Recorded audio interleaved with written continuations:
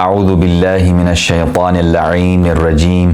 بسم اللہ الرحمن الرحیم الحمد للہ رب العالمین والصلاة والسلام والتحیۃ والاکرام علی سیدنا ونبینا وشفیع ذنوبنا وطبیب نفوسنا رحمت للعالمین ابی القاسم مصطفیٰ محمد اللہم صلی علی محمد وآل محمد وعجل فرجہم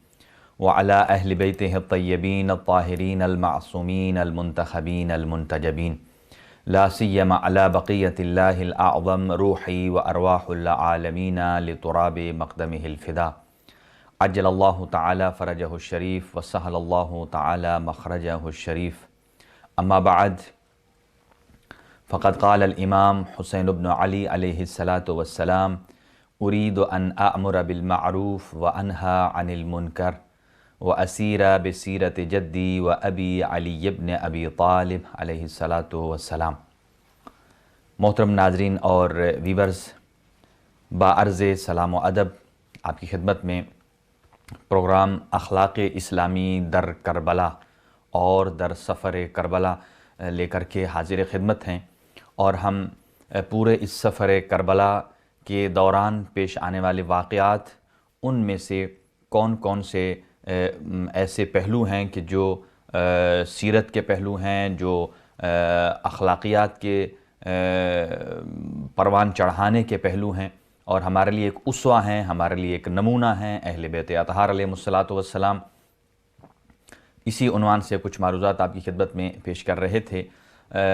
جبکہ امام حسین علیہ الصلاۃ والسلام نے اس پورے سفر میں، جبکہ آپ نے مقصد کربلا کو جب بیان فرمایا، اپنے بھائی محمد حنفیہ کو جو آپ نے وصیت پیش کی ان کو دی، اس میں یہ جملات آپ نے بالکل ہی واضح بیان فرما دیے کہ میرے خروج اور قیام کا مقصد ارید ان اامر بالمعروف وانہی عن المنکر،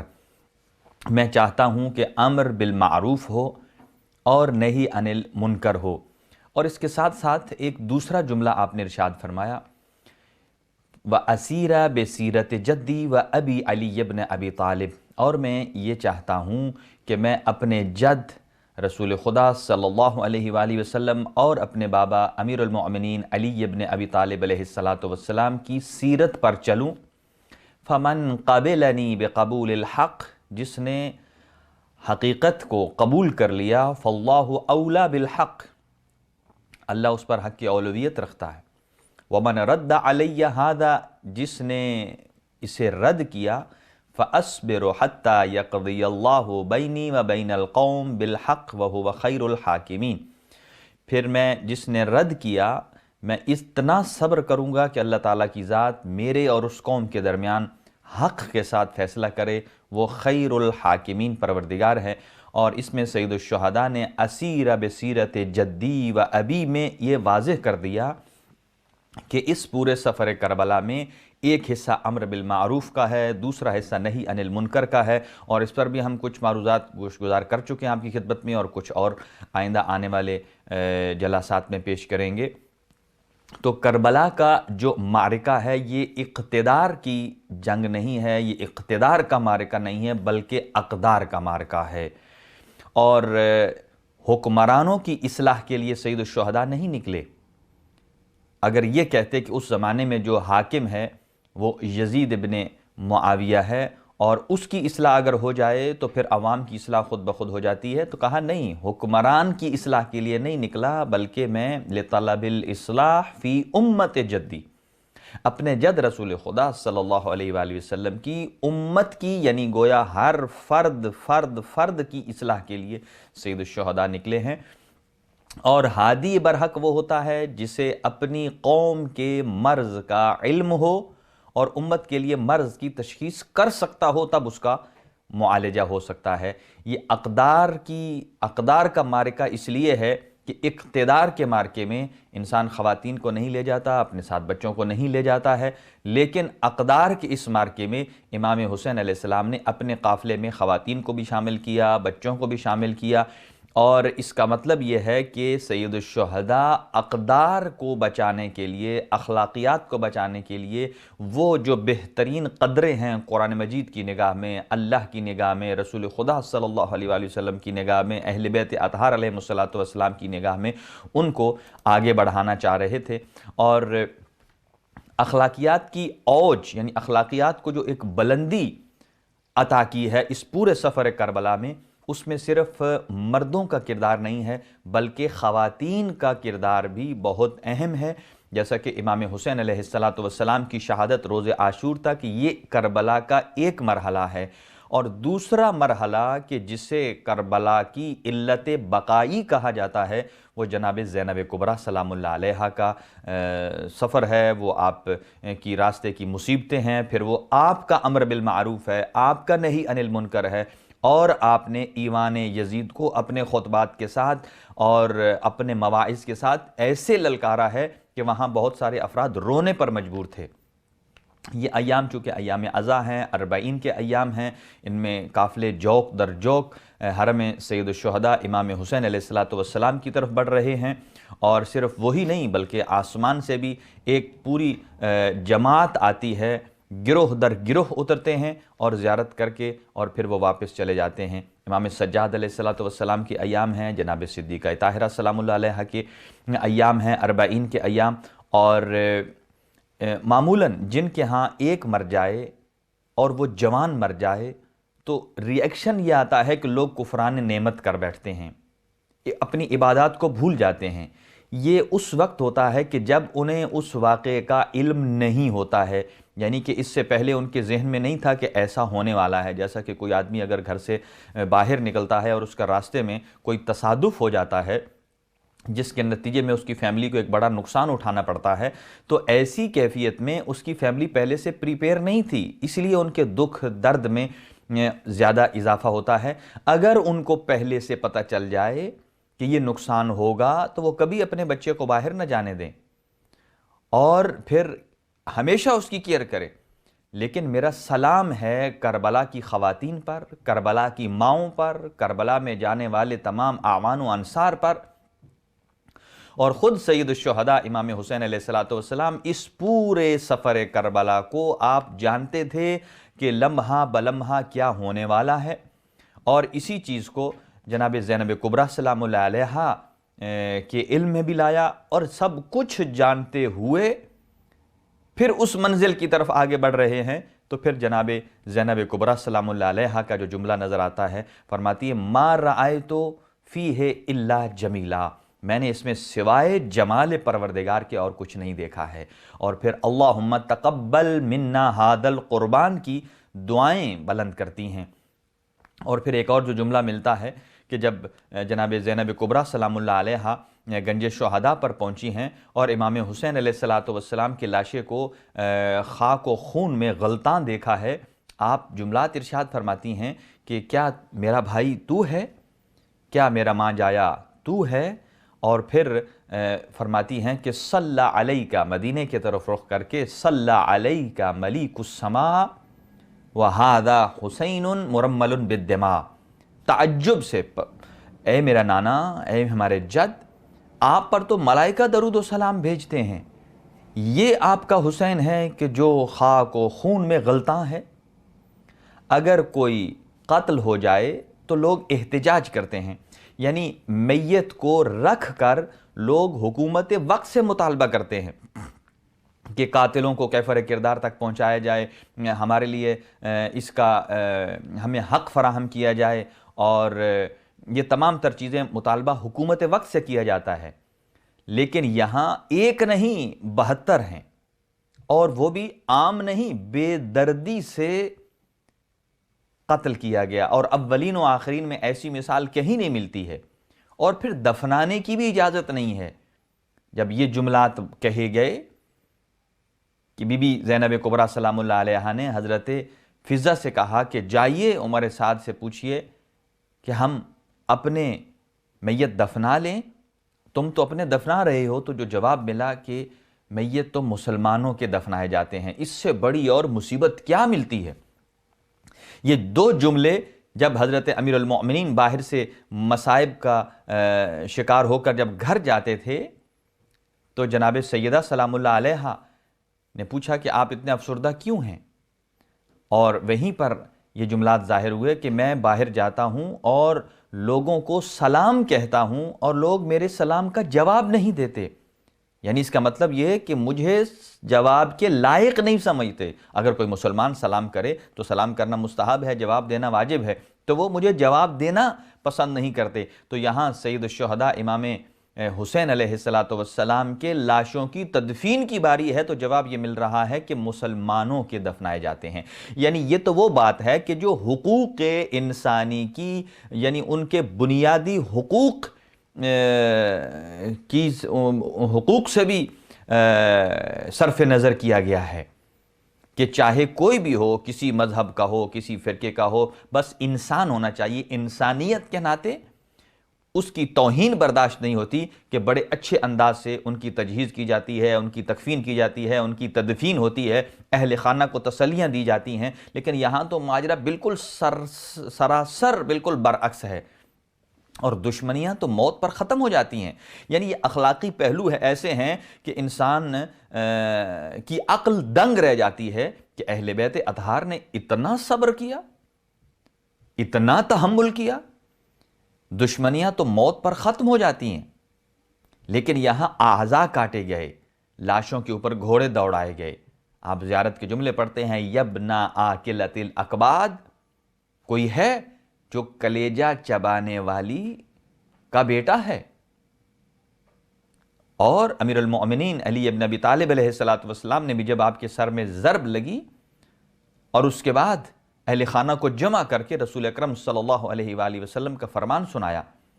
کہ قال رسول اللہ صلی اللہ علیہ وآلہ وسلم ایاکم والمثلا حتی بقلب العقور، کہ اگر کوئی جانور بھی مر جائے، نجس جانور بھی مر جائے، تو اس کو بھی مسلا نہ کرو، یعنی اس کے اعضاء نہ کاٹے جائیں۔ تو یہ کیسی انسانیت ہے؟ یہ کیسے حقوق انسانیت کے مدافع ہیں کہ جو لاشوں پر گھوڑے بھی دوڑا رہے ہیں، سروں کو بھی کاٹ رہے ہیں اور ان کو نیزوں پر بلند بھی کر رہے ہیں۔ یعنی اخلاقی اقدار کی تو ایسا قلع قمع کیا گیا ہے کہ اولین و آخرین میں ایسا کوئی موقع نہیں ملتا، ایسا کوئی نشان نہیں ملتا ہے۔ پھر سروں کو ابدان سے ایسے جدا کیا گیا، پوشیدہ نہیں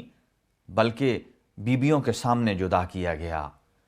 اور پھر بی بی نے اپنے میت رکھ کر حکومت وقت سے مطالبہ نہیں کیا ہے جو کہ آج کل کی ایک روش ہے،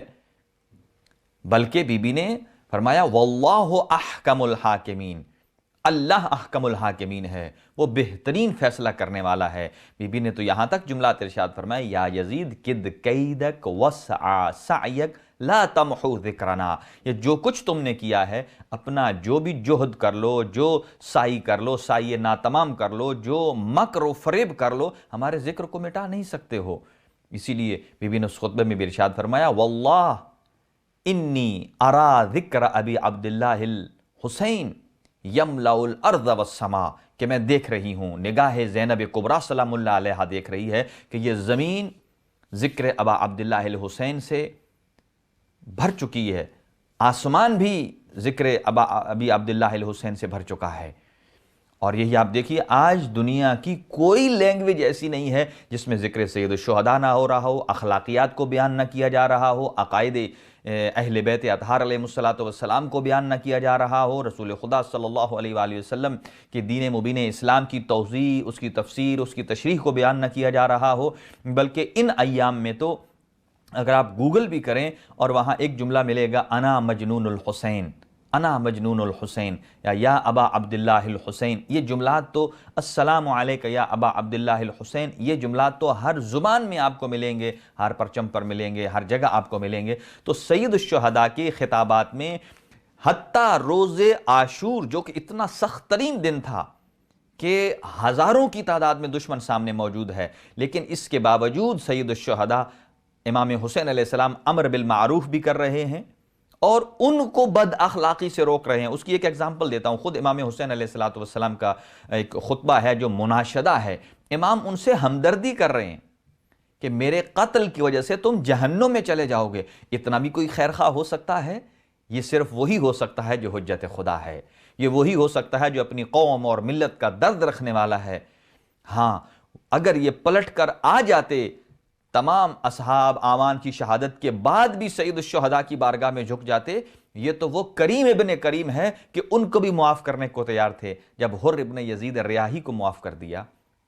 اس کے بیٹے کو معاف کر دیا، ابن مرجانہ کی ماں، ابن مرجانہ جو ہے عبید اللہ ابن زیاد کی ماں، خود اس نے یہ کہا اپنے بیٹے سے کہ رسول خدا صلی اللہ علیہ وآلہ وسلم کو کیا منہ دکھاؤ گے، کیا منہ دکھاؤ گے؟ اب اصحاب امام حسین علیہ السلام کی شہادت کے بعد امام علیہ السلام کے غم و غصہ میں اور اضافہ ہونا چاہیے تھا کہ اگر آپ صرف اس دنیاوی مقصد کو دیکھتے کہ میرے اعمان انہوں نے شہید کر دیے ہیں، میرے انصار شہید کر دیے ہیں، لیکن امام حسین علیہ السلام تب بھی فوج اشقیاء کو مواعظ حسنہ سے مستفیض کرتے رہے، انہیں بتاتے رہے، اور پھر بنی ہاشم میں سے سب سے پہلے علی اکبر علیہ السلام کو آپ نے میدان میں روانہ کیا، اور علی اکبر علیہ السلام نے جب اجازت لی تو آپ نے اجازت ہاں یا نعم کی شکل میں نہیں دی۔ امام حسین علیہ السلام نے اپنے بیٹے علی اکبر علیہ السلام جو ہم شکل پیغمبر ہیں، جن کو امام حسین علیہ السلام نے فرمایا تھا کہ میں جب آپ کو دیکھتا ہوں تو میں رسول اللہ صلی اللہ علیہ وآلہ وسلم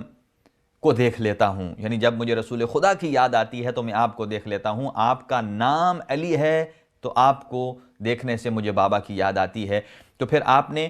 نعم کی شکل میں اجازت نہیں دی بلکہ آپ نے مناجات کی ہیں۔ کیا فرمایا؟ اللہم اشہد علی ہؤلاء القوم، اے اللہ تو اس قوم پر گواہ رہنا، قد برز الیہم غلام اشبہ الناس خلقا و خلقا و منطقا برسول اللہ، میں اب اس قوم کی طرف ایسے جوان کو بھیج رہا ہوں کہ جو خلقت میں، جو خلق میں، جو اخلاقیات میں، جو شکل و شمائل میں، جو گفتار میں، جو کردار میں بالکل تیرے حبیب جیسا ہے۔ بس ان مناجات سے حضرت علی اکبر علیہ السلام نے سمجھا کہ بابا نے مجھے اجازت دی ہے، اور حضرت علی اکبر کی شہادت کے بعد سید الشہداء نے پھر جملات ارشاد فرمائے، قطع اللہ رحمک کما قطعت رحمی، عمر سعد سے مخاطب ہو کر کہ اللہ تیری نسل کو اس طرح قطع کرے جس طرح تو نے میری نسل کو قطع کیا ہے۔ یعنی کہ سید الشہداء آخری لمحے تک مواعظ کرتے رہے اور متوجہ کرتے رہے۔ ایک مناشدہ ہے، مناشدہ کا مطلب یہ ہے، اس کا معنی ہے قسم دلا کر کسی بات کی طرف متوجہ کرنا، یعنی کسی آدمی کی توجہ دلانا، تائید لینا لفظ قسم کے ساتھ۔ امام حسین علیہ السلام اپنا گھوڑا بڑھا کر فوج اشقیاء کے سامنے آتے ہیں اور آ کر بآواز بلند آپ نے جملات ارشاد فرمائے، اسے مناشدہ کہتے ہیں، اور اس کا آغاز ہوتا ہے انشدکم اللہ حل تعرفونی، یعنی اس سے بڑا اور واعظ و نصیحت کیا ہے، اس سے بڑا امر بالمعروف کیا ہے، اس سے بڑا نہی عن المنکر کیا ہے، اور اس سے بڑھ کر سیرت کیسے انسان تصور کر سکتا ہے کہ ایسے لمحے میں جب موت کے بادل سر پر منڈلا رہے ہیں اتنا اطمینان، اتنا یقین۔ فرماتے ہیں انشدکم اللہ، میں تمہیں اللہ کی قسم دے کر پوچھتا ہوں، حل تعرفونی، کیا تم مجھے جانتے ہو؟ قالوا نعم، سب نے کہا جی ہاں، انت ابن رسول اللہ و سبتہ، جواب دیا کہ آپ رسول خدا کے بیٹے ہیں اور سبت پیغمبر ہیں۔ پھر فرمایا قال انشدکم اللہ هل تعلمون ان امی فاطمہ بنت محمد، میں تمہیں اللہ کی قسم دے کر پوچھتا ہوں، مجھے یہ بتاؤ کہ کیا میری ماں فاطمہ الزہرا سلام اللہ علیہا بنت پیغمبر صلی اللہ علیہ وآلہ وسلم نہیں ہے؟ قالوا نعم، سب نے کہا جی ہاں۔ انشدکم اللہ هل تعلمون ان ابی علی بن ابی طالب، میں تمہیں قسم دیتا ہوں کہ مجھے بتاؤ کیا تم نہیں جانتے کہ میرا بابا علی ابن ابی طالب امیر المؤمنین ہیں؟ قالوا اللہم نعم، سب نے کہا جی ہاں۔ قال انشدکم اللہ هل تعلمون ان جدتی خدیجہ بنت خویلد اول نساء هذه الامہ، میں تمہیں قسم دیتا ہوں، مجھے یہ بتاؤ کیا میری جدہ حضرت خدیجہ بنت خویلد جو اس امت کی اول نساء ہیں؟ قالوا اللہم نعم، جی ہاں۔ قال، پھر امام نے ارشاد فرمایا انشدکم اللہ هل تعلمون ان حمزہ سید الشہداء عم ابی، کیا تم جانتے ہو کہ حضرت حمزہ سید الشہداء میرے بابا کے چچا ہیں؟ قالوا اللہم نعم، جی ہاں۔ پھر امام نے فرمایا فَأُنْشِدُكُمُ اللَّهَ هَلْ تَعْلَمُونَ أَنَّ جَعْفَرَ الطَّيَّارِ فِي الْجَنَّةِ عَمِّي کہ میں تمہیں اللہ کی قسم دیتا ہوں، مجھے بتاؤ کیا تم نہیں جانتے کہ جعفر طیار جو کہ جنت میں اللہ نے انہیں 2 پر عطا کیے ہیں وہ میرے چچا ہیں؟ قالوا اللہم نعم، سب نے کہا جی ہاں۔ پھر امام ارشاد فرماتے ہیں فَأُنْشِدُكُمُ اللَّهَ هَلْ تَعْلَمُونَ أَنَّ هَذَا سَيْفُ رَسُولِ اللَّهِ وَأَنَا مُتَقَلِّدُهُ کیا تم نہیں جانتے کہ یہ میرے ہاتھ میں جو تلوار ہے یہ رسول خدا صلی اللہ علیہ وآلہ وسلم کی تلوار ہے، میں تو صرف اس کا حمائل کرنے والا ہوں، میں اس کا اٹھانے والا ہوں۔ قالوا اللہم نعم، فوج اشقیاء نے کہا جی ہاں ہم جانتے ہیں آپ کے ہاتھ میں تلوار رسول خدا کی تلوار ہے۔ قال فَأُنْشِدُكُمُ اللَّهَ هَلْ تَعْلَمُونَ أَنَّ هَذِهِ عِمَامَةُ رَسُولِ اللَّهِ أَنَا لَابِسُهَا کہ میں اللہ کی قسم دے کر پوچھتا ہوں بتاؤ یہ میرے سر پر جو امامہ ہے یہ رسول خدا کا امامہ نہیں ہے؟ رسول خدا کا امامہ ہے، میں تو صرف اسے پہننے والا ہوں۔ قالوا اللہم نعم، جی ہاں بالکل ایسا ہی ہے۔ قال انشدکم اللہ هل تعلمون ان علیا کان اولهم اسلاما واعلمهم علما واعظمهم حلما کیا تم نہیں جانتے ہو کہ میرے بابا علی ابن ابی طالب اسلام لانے میں سب سے پہلے ہیں، علم میں سب سے عالم ہیں، حلم میں سب سے اعظم ہیں، وَأَنَّهُ وَلِيُّ كُلِّ مُؤْمِنٍ وَمُؤْمِنَةٍ وہ ہر مومن مرد اور مومنہ عورت کے ولی ہیں۔ قالوا اللہم نعم، جی ہاں ہم جانتے ہیں۔ جب یہ جملات کہے امام نے قسم دے کر جب تائید لی، پھر امام ارشاد فرماتے ہیں فَبِمَا تَسْتَحِلُّونَ دَمِي پھر میرے خون کو تم کیوں مباح قرار دیتے ہو؟ تم نے کیوں میرے قتل کے درپے ہو گئے ہو، میرے خون کو جائز قرار دیا ہے؟ وَأَبِي الْمَزَائِدْ عَنِ الْحَوْضِ غَدًا وَيَزُودُ عَنْهُ رِجَالًا كَمَا يُزَادُ الْبَعِيرَ الصَّادِرِ عَنِ الْمَاءِ کل حوض کوثر پر میرے بابا موجود ہوں گے اور وہ وہاں سے لوگوں کو ایسے ہی دور کر رہے ہوں گے کہ جیسے کسی اونٹ کو پانی سے دور کر دیا جاتا ہے۔ وَلِوَاءَ الْحَمْدِ فِي يَدِ أَبِي يَوْمَ الْقِيَامَةِ اور لوائے حمد جس کے سائے تلے اہلیان محشر کی خواہش ہوگی اس کے نیچے آئیں قیامت والے دن، وہ تو میرے بابا کے ہاتھ میں ہے۔ قالوا سب نے کہا علمنا ذالک کلہ یہ جو کچھ آپ نے بیان فرمایا یہ سب کو ہم جانتے ہیں، وَنَحْنُ غَيْرُ تَارِقِيك مگر ہم آپ کو ترک کرنے والے نہیں ہیں، ہم آپ کو چھوڑنے والے نہیں ہیں، حَتَّى تَذُوقَ الْمَوْتَ عَطَشًا یہاں تک کہ گھونٹ گھونٹ کر کے آپ کو موت پلائیں گے، موت کے گھاٹ اتاریں گے۔ اور امام نے پھر بہت سارے جملات ارشاد فرمائے کہ اللہ اس قوم سے شدید غضبناک ہوا جس نے اپنے نبی کے بیٹے کو قتل کیا۔ اشتد غضب اللہ علی قوم قتلوا ابن نبیہم واشتد غضب اللہ علی هذه العصابہ الذین یریدون قتل ابن نبیہم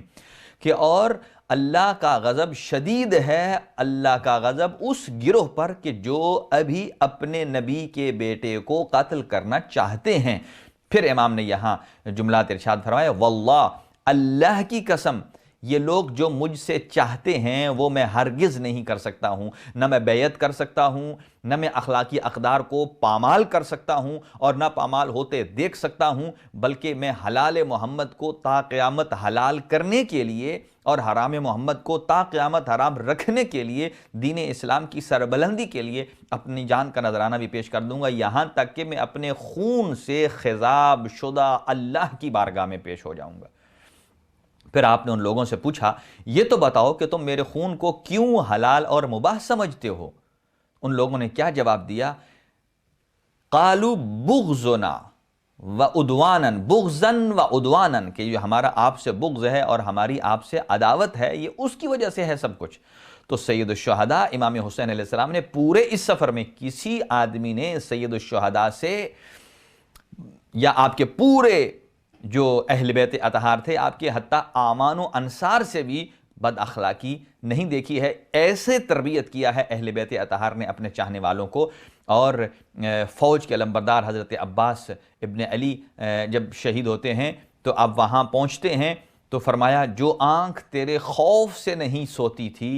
آج وہ سکون سے سوئے گی۔ یہاں ایک اور جملہ عرض کروں، یہ اخلاقیات کی اوج ہے۔ حضرت عباس تو 34 سال کے تھے، لیکن حضرت شہزادہ قاسم علیہ السلام وہ 13 سال کے ہیں، لیکن جب سید الشہداء سے اجازت کے لیے آئے ہیں تو کہا کہ میرا نام نہیں ہے۔ آپ نے ایک جملہ ارشاد فرمایا کہ آپ کا صرف آپ ہی نہیں، آپ کا چھوٹا بھائی شہزادہ علی اصغر بھی میدان میں جائیں گے اور وہ بھی شہید ہوں گے۔ اب فوراً شہزادہ قاسم نے یہ سوچا کہ وہ تو چل بھی نہیں سکتے ہیں، میدان جا بھی نہیں سکتے ہیں، وہ اس قابل ہی نہیں ہیں کہ وہ جنگ کریں، تو وہ کیسے جائیں گے؟ یقیناً دشمن ہی وہاں آئیں گے۔ تو کہا هل يصلون الى الخیام، کیا وہ دشمن خیام تک بھی آ جائیں گے؟ یعنی یہ تعجب بتاتا ہے کہ 13 سالہ شہزادہ قاسم ابن حسن المجتبی علیہ السلام وہ بھی اخلاقیات کے ایسے جملات پر تعجب کر رہے ہیں کہ اگر وہ آ جائیں تو کسی کے گھر میں بغیر اجازت کے داخل ہونا یہ تو بہت بڑی بد اخلاقی ہے اور بہت بڑی توہین ہے اور اخلاقی اقدار کا قلع کما کرنا ہے۔ اس کے مترادف ہے حل یصلون الی الخیام، یہ غیرت ہاشمی تھی، یہ اخلاقیات ہے اور یہ تربیت اہل بیت اطہار ہے۔ تعجب سے پوچھ رہے ہیں، کہا نہیں وہ نہیں آئیں گے، میں خود آپ کے بھائی کو لے کر جاؤں گا۔ اسی طرح شہزادے اون محمد ہیں اور حضرت علی اصغر علیہ السلام، یعنی اس سے بڑھ کر آج بھی دنیا میں اگر کسی سے انسان کی مخاصمت ہے، کسی سے مخالفت ہے تو وہ اس کی فوت ہونے تک ختم ہو جاتی ہے، لیکن یہ واحد واقعہ کربلا ہے کہ جس میں شہیدوں کے شہید ہونے سے پہلے بھی ظلم روا رکھا گیا اور شہادت کے بعد بھی ظلم روا رکھا گیا۔ یہ جو روز عاشور کو ہم عمل کرتے ہیں، 7 قدم آگے چل کر 7 قدم پیچھے آ کر پڑھتے ہیں انا للہ و انا الیہ راجعون، یہ کلمہ استرجاع، یہ کب اور کیسے پڑھا؟ یہ وہ جملہ ہے کہ جو خود ہرملہ نے کوٹ کیا کہ جب حضرت علی اصغر علیہ السلام کی شہادت ہوئی، سید الشہداء نے انہیں اپنے ہاتھوں پر اٹھایا۔ اب وہ کبھی گنج شہداء کی طرف جاتے تھے جہاں باقی اس خیمے میں، اس جگہ پر کہ جہاں لاشیں پڑے ہوئے تھے حضرت عباس کے، حضرت علی اکبر کے، اون و محمد کے، ان کے ساتھ اگر رکھ دیتے ہیں اور پھر کہا کہ اگر وہاں ساتھ رکھ دوں تو جب یہ نعل بندی کریں گے، بے حرمتی کریں گے تو آپ چھوٹے سے پھول ہیں تو بالکل ایک مرتبہ بکھر جائیں گے۔ اور وہ وہاں سے ہٹ کر پھر خیام کی طرف آتے تھے کہ آپ کی والدہ کو دکھاتا ہوں، لیکن سید الشہداء نے، چونکہ وہ تو وقت کے امام ہیں، حجت خدا ہیں، وہ تو صبر کا پہاڑ ہیں، لیکن کہا آپ کی والدہ دیکھ کر یہ برداشت نہیں کر سکے گی۔ اسی کیفیت میں کبھی جاتے ہیں اور کبھی آتے ہیں، پھر وہاں حضرت علی اصغر کو دفن کرتے ہیں۔ پھر شاعر نے کہا ننھی سی قبر کھود کے اصغر کو گاڑ کے، شبیر اٹھ کھڑے ہوئے دامن کو جھاڑ کے۔ اس کا مطلب کیا؟ پروردگار تیرے دین کی سربلندی کے لیے میرے پاس مجھ سے پہلے آمان و انصار کے بعد بنی ہاشم میں سب سے آخری فرد جو موجود تھے وہ میں نے تیری بارگاہ میں ان کی شہادت بھی پیش کر دی ہے، اور پھر اس کے بعد نبش قبر حرام ہے، چہ جائے کہ یہ کیفیت ہو۔ اور نبش قبر بھی حضرت علی اصغر کی ہوئی، اور کیسے نبش قبر ہوئی؟ یعنی یہاں بھی حرمت انسانیت کو پامال کیا گیا۔ اسی لیے کہا جاتا ہے اگر کوئی فوت ہو جائے تو یہ فقہی احکامات ہیں کہ اس کی تجہیز میں، اس کی تکفین میں، اس کی تدفین میں جلدی کی جائے، اور بلا کسی سبب، بلا کسی عذر، بلا کسی وجہ کے قبر کو نہیں کھودا جاتا۔ لیکن چونکہ وہ ظالم ظلم میں اتنے ڈوب چکے تھے کہ بڑے تو بڑے رہے، جب سب نے دیکھا کہ انعام لینا ہے تو یہ ساری جنگ ہوئی ہی انعام کی خاطر تھی، یہ سب جنگ ہی دنیا کی خاطر تھی۔ اسی لیے ہمارے استاد محترم کا بہت اچھا جملہ ہے کہ لوگ کہتے ہیں 2 شہزادوں کی جنگ، یہ 2 شہزادے نہیں، یہ 2 اخلاقی اقدار کی جنگ تھی کہ ایک طرف ظالم ہے، ایک طرف مظلوم ہے، بلکہ یوں کہا جائے کہ 2 ماؤں کی تربیت کا اثر تھا کہ جو کہ اس میدان میں نظر آیا۔ ایک وہ ہے کہ جو قرآن کا انکار کر رہا ہے، ایک وہ ہے جو وحی الہی کا انکار کر رہا ہے، ایک وہ ہے جو نبوت اور رسالت کا انکار کر رہا ہے، اور دوسری طرف وہ ہے کہ جو فرزند پیغمبر ہے، جو کہ قرآن ناطق ہے، جو کہ مجسم قرآن ہے، کہ جنہیں رسول خدا صلی اللہ علیہ وآلہ وسلم اپنے شانوں پر اٹھاتے ہیں اور پھر فرماتے ہیں، اپنی زبان چسواتے ہیں کہ الحسین منی و انا من الحسین، اور پھر فرمایا کہ ان الحسین مصباح الہدا والسفینۃ النجاہ، یہ جملات ارشاد فرماتے ہیں، ایک طرف یہ ہیں اور ایک طرف وہ ہیں، تو نبش قبر حرام ہے، لیکن شہزادے علی اصغر یعنی یہاں پر تو انسانیت دم توڑ جاتی ہے، یعنی وہ تمام حقوق بشر کے لیے کام کرنے والی تنظیموں تک یہ بات پہنچتی ہے تو وہ ایک مرتبہ دنگ رہ جاتے ہیں، ہل جاتے ہیں، اس پر جملات لکھنے سے قاصر ہیں، صرف اتنا کہتے ہیں کہ کربلا میں ظلم ہوا ہے، اخلاقیات کی دھجیاں اڑا دی گئی ہیں، دین کے اصولوں کو پامال کر دیا گیا ہے، کہ 2 مرتبہ حضرت علی اصغر کو علماء کہتے ہیں کہ شہید کیا گیا، اور دونوں مرتبہ تیر کے ساتھ، ایک مرتبہ 6 شعبہ تیر کے ساتھ، اور ایک مرتبہ جب 11 نیزہ برداروں کو بلایا گیا کہ حضرت علی اصغر نہیں مل رہے، ایک سر کم ہے، تو اس تلاش میں انہوں نے خاک کربلا پر نیزوں کو زمین پر مارنا شروع کر دیا۔ تو ایسی کیفیت میں یعنی کہ جناب زینب کبریٰ سلام اللہ علیہا کے خطبات ہوں، امام سجاد علیہ السلام کے خطبات ہوں، پھر ان کی تبلیغ کا اثر کتنا ہوا کہ وہاں کتنے ایسے افراد ہیں کہ جو رونے پر مجبور تھے کہ جب سید الشہداء کے فرزند امام سجاد علیہ السلام وہاں پہنچتے ہیں، وہاں اپنا خطاب بیان کرتے ہیں، اور بہت سارے افراد ایسے ہیں کہ جو وہ مسجد اموی جو بھری ہوئی تھی وہاں لوگ گریہ و کناں تھے۔ بہرحال امام سجاد علیہ السلام کی پوری زندگی اپنے بابا کی شہادت کے بعد اسی اخلاقی تربیت کے عنوان سے اپنے اصحاب کو انہوں نے تربیت کیا، 1000 سے زائد اپنے شاگردوں کو تربیت کرتے ہیں، اور غلاموں کو تربیت کی، پھر ان کو راہ خدا میں آزاد کر دیا، یہاں کے دشمن بھی آ جاتا تو اسے بھی پناہ دیتے تھے۔ اور مدینہ میں جب یہ ظلم کی خبر پہنچی اور لوگوں نے احتجاج کیا، عثمان ابن محمد کو معزول کر کے عبداللہ ابن حنظلہ جو کہ غسیل الملائکہ ہیں، حضرت حنظلہ رسول خدا صلی اللہ علیہ وآلہ وسلم نے ان کی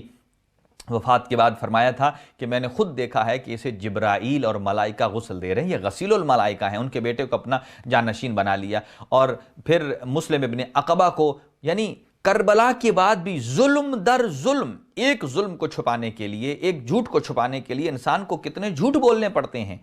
یعنی اگر انسان اصلی ڈائریکشن سے ہٹ جائے تو جتنا دور جاتا جائے گا اتنا اپنے اصلی ہدف سے دور نکلتا چلا جائے گا۔ 10,000 کے قریب مسلمانوں کی جانوں کو ضائع کیا گیا، 700 حافظان مار دیے گئے، اور پھر مروان نے جب پناہ لی امام سجاد علیہ السلام نے تو امام نے اسے بھی پناہ دے دی، حسین ابن نمیر کو غلہ دے دیا بغیر قیمت کے۔ اور یہ کیا تھا؟ یقیناً امام نے فرمایا ہوگا کہ کل جب ہم تمہارے پاس گئے تھے، وہ جو تم نے ہمارے ساتھ سلوک کیا ہے، اہل بیت کے ساتھ سلوک کیا، وہ تمہارا اخلاق تھا، وہ تمہارا کردار تھا، یہ ہم اہل بیت کا کردار ہے، ہم انک لعلی خلق عظیم کے وارث ہیں، اور ہم رسول خدا صلی اللہ علیہ وآلہ وسلم کے کردار کے، ان کی گفتار کے، ان کی سیرت کے وارث ہیں۔ اور اسی طرح ظلم در ظلم، اور ابن زبیر کو گرفتار کرنے کے لیے خانہ کعبے پر کتنی سنگباری کی گئی، یہاں تک کہ خانہ کعبہ کو نقصان پہنچا، اور اس کی تعمیر نو کا جب پروگرام بنانے لگے تو پھر وہاں ایک سانپ نمودار ہوا کہ جو کسی کو تعمیر نہیں کرنے دیتا تھا، تو پھر رجوع ہوا دوبارہ فرزند پیغمبر امام زین العابدین علیہ السلام کی طرف۔ وہ وہاں گئے، اور وہاں جانے کے بعد فرمایا پہلا بنیاد رکھی، فرمایا اب آؤ تمہیں یہ کچھ نہیں کہے گا۔ اور اسی طرح حجر اسود کے پاس جب کچھ لوگوں نے حضرت محمد حنفیہ کو اپنا امام بنا لیا تو وہ آئے بارگاہ امامت میں، یعنی یہ اخلاقیات ہیں، وہ چچا ہیں لیکن اپنے گروہ کو لے کر آئے، کہا آئیے آج فیصلہ کرتے ہیں کہ امام سجاد علیہ السلام بھی اور میں بھی حجر اسود کے پاس جاتے ہیں، جو گفتگو کرے گا حجر اسود سے، جس کی گفتگو کا جواب آ جائے گا وہی امام برحق ہوگا۔ لہٰذا جاتے ہیں حجر اسود کے پاس، محمد ابن حنفیہ نے گفتگو کی، محمد حنفیہ، لیکن جواب نہیں آیا، اور جب امام سجاد علیہ السلام نے گفتگو کی ہے حجر اسود کے ساتھ تو جواب بھی آیا،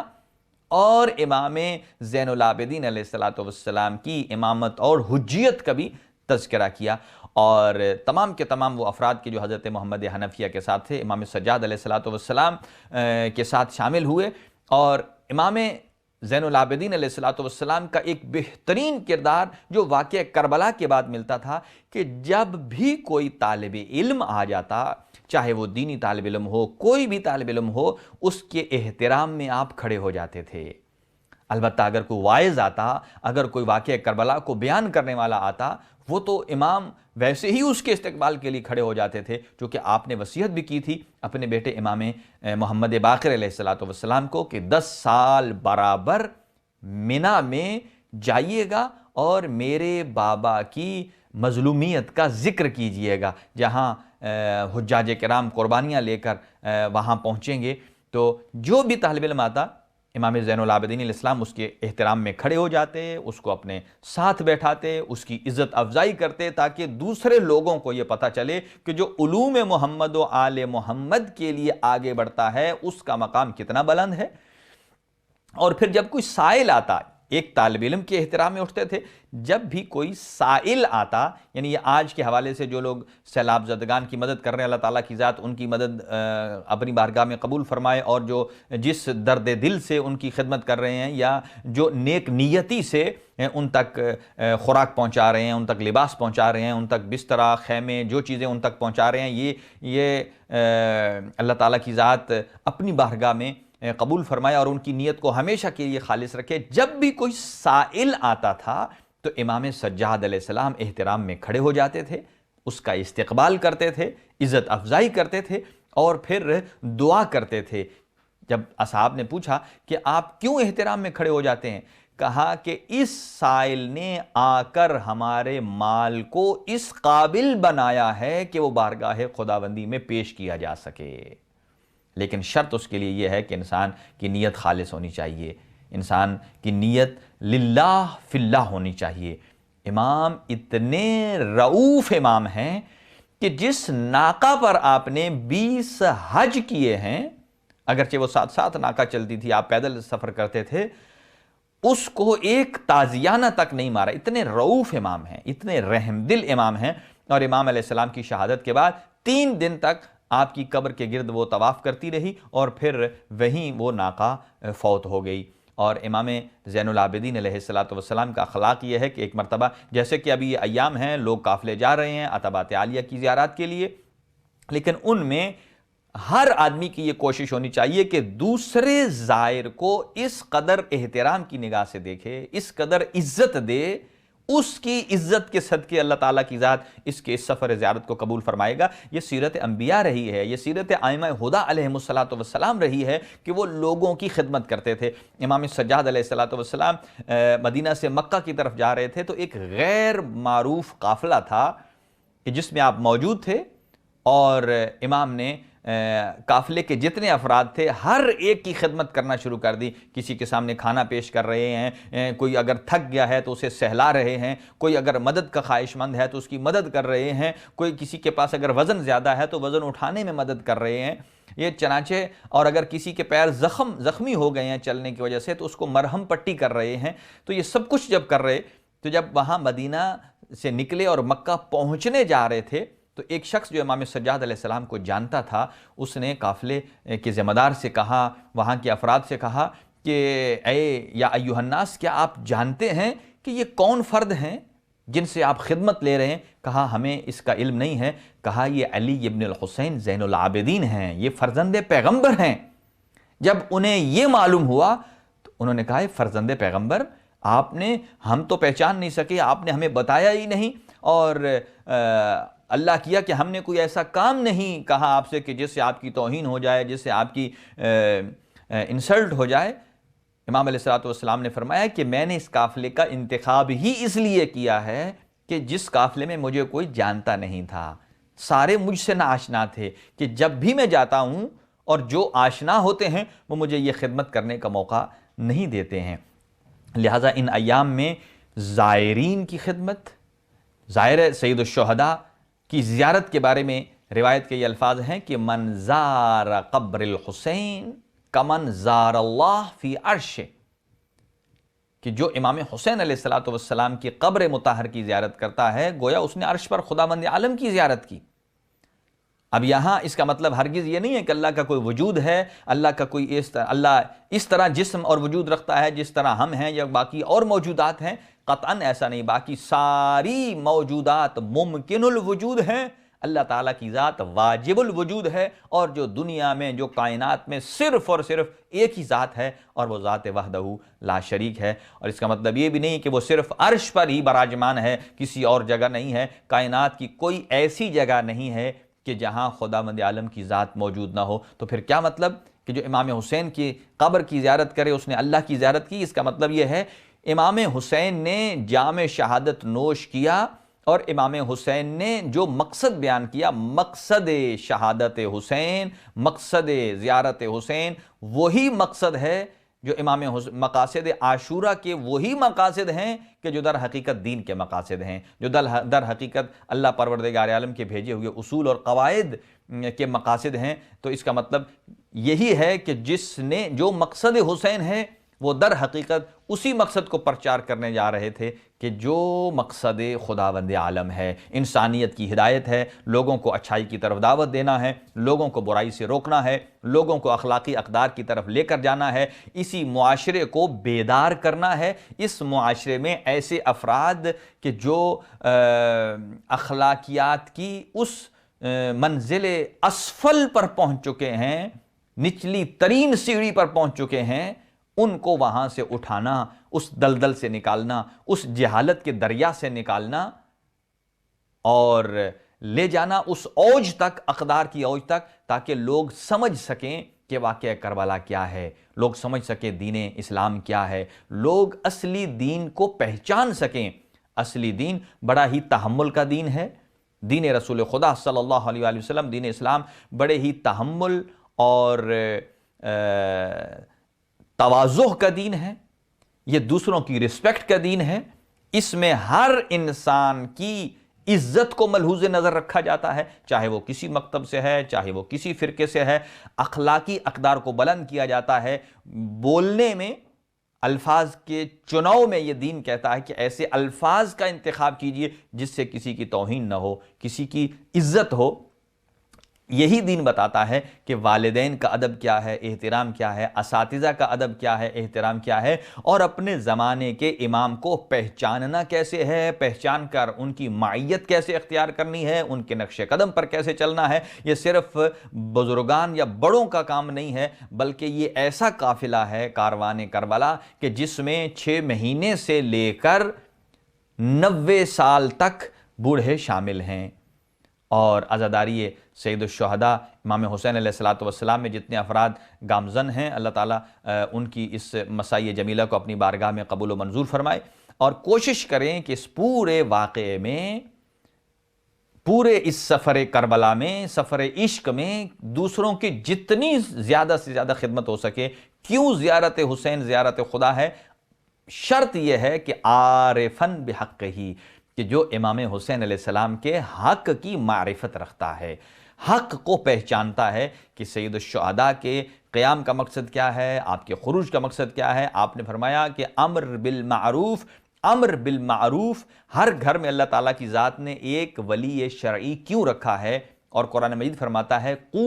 انفسکم و اہلیکم نارا۔ اللہ تعالیٰ نے یہ نہیں فرمایا کہ ہر آدمی صرف اپنے آپ کو جہنم سے بچائے، کچھ ایسے ہیں کہ جو اپنی ذات کے لیے ہیں، لیکن قو انفسکم، کئی ذمہ دار ایسے ہیں جن کے اوپر ذمہ داری عائد ہوتی ہے، قو انفسکم و اہلیکم نارا۔ قرآن مجید فرماتا ہے اپنے آپ کو بھی بچائیے اور اپنے اہل خانہ کو بھی بچائیے، ان کو وعظ و نصیحت کرنی ہے، ان پر امر بالمعروف کرنا ہے، نہی عن المنکر کرنا ہے، لیکن شرط یہ ہے کہ پہلے خود اس زیور اخلاق سے آراستہ ہوں، تب جا کر دوسروں کو ہدایت کریں۔ اس لیے کہ جو انگلی دوسروں کی طرف اٹھتی ہے، معصوم فرماتے ہیں پہلے حق اس کا یہ ہے کہ وہ اپنی طرف اٹھے، اپنی اصلاح ہو۔ اس لیے کہ جو فاقد الشیء ہوتا ہے وہ کبھی معطی الشیء نہیں ہو سکتا ہے۔ اور امام زین العابدین علیہ السلام جب نماز پڑھتے تھے، جب پہنچتے تھے ایاک نعبد و ایاک نستعین، اس کو اتنا تکرار کرتے تھے، اور بعض روایات میں ہے کہ جب پہنچتے تھے مالک یوم الدین، اس کو اتنا تکرار کرتے تھے، اتنا تکرار کرتے تھے کہ آپ کے آواز میں آپ کی آواز میں ایک درد پیدا ہو جاتا تھا، آپ کی آپ کے چہرے سے آنسو ٹپکنے لگ پڑتے تھے کہ مالک یوم الدین، میں کس کی بارگاہ میں کھڑا ہوں جو یوم الدین کا مالک ہے۔ محشر کے دن ایک آواز گونجے گی، لمن الملک اليوم، آج کس کا دن ہے، آج کس کی بادشاہی ہے؟ تو ایک ہی جواب آئے گا، للہ الواحد القہار، ایک ہی ہے خدا جو وحدہ لا شریک ہے، جو قہار ہے۔ اور اس کی بارگاہ میں امام سجاد کھڑے ہیں، اور تسبیح خاک شفا، خاک کربلا کو آپ ضرور پڑھا کیجئے بنسبت دیگر تسبیحوں کے، اس لیے کہ چھٹے امام ارشاد فرماتے ہیں کہ جب کوئی آدمی تسبیح سید الشہداء کو پڑھتا ہے، جو وہ خاک کربلا کی تسبیح ہے، جب اس کو پڑھتا ہے، اگر زبان سے ذکر نہیں بھی کر رہا ہے تو تب بھی وہ دانے خاک کربلا کے خود تسبیح الہی کرتے ہیں، خود تسبیح الہی کرتے ہیں۔ اور اسی لیے خاک کربلا کی اہمیت میں بھی ارشاد فرمایا، دو چار جملات کربلا کے عنوان سے، چونکہ یہ ایام ہیں، تو فرمایا حنکوا اولادکم بتربۃ الحسین، اپنی اولاد کو بازار سے، یہ جملہ میرا ہے کہ بازار سے بنی بنائی وہ جو گھٹی ہوتی ہے وہ نہ دیجئے، حنکوا، اپنی اولاد کو گھٹی دیں بتربۃ الحسین، امام حسین علیہ السلام کی تربت سے، اور اس کے اندر نہر فرات کا پانی ملائیں، آب زمزم ملائیں، شہد ملا کر اسے گھٹی دیں۔ حنکوا اولادکم بتربۃ الحسین، تاکہ پہلے دن سے ہی اس کا رشتہ کربلا سے جڑ جائے، پہلے دن سے ہی اس کا رشتہ اہل بیت اطہار سے جڑ جائے۔ اور پھر خاک کربلا کی مہر، خاک کربلا کی سجدگاہ ضرور آپ رکھیں، باقی بھی درست ہے، لیکن خاک کربلا کی ایک فضیلت یہ ہے کہ السجود علی تربۃ الحسین یتم الصلاۃ ان کانت ناقصۃ، کہ اگر انسان تربت کربلا پر سجدہ دیتا ہے، سجدہ ریز ہوتا ہے، تو انسان کی نماز میں جو کمی رہ جاتی ہے، جو کوتاہی رہ جاتی ہے، یتم الصلاۃ ان کانت ناقصۃ، تو یہ خاک کربلا انسان کی نماز میں رہی کمی بیشی کوتاہی اور کمبود کو وہ دور کر دیتی ہے، پورا کر دیتی ہے۔ دعا ہے خداوند عالم سے، پروردگار عالم ہم سب کو اخلاق کریمانہ اہل بیت اطہار علیہ السلام کو پڑھنے اور سمجھنے اور ان پر عمل پیرا ہونے کی توفیق عنایت فرمائے۔ اور جتنے افراد نے درخواست دعا کی ہے، عتبات عالیہ کی زیارات کے خواہش مند ہیں، اللہ تعالیٰ کی ذات ان کی عبادات کو جلد از جلد ان کی اس خواہش کو پورا فرمائے، اور جو عازم سفر ہیں ان کے سفر کی تمام رکاوٹوں کو دور فرمائے، اور امام زمان عجل اللہ تعالیٰ فرجہ الشریف جو کہ وارث کربلا ہیں ان کا جلد از جلد ظہور فرمائے۔ قلب ناظرین حضرت حجت ابن الحسن العسکری علیہ السلام کو ہماری جانب سے راضی و خوشنود فرمائے۔ وصلی اللہ علی سیدنا محمد وآلہ الطیبین الطاہرین المعصومین۔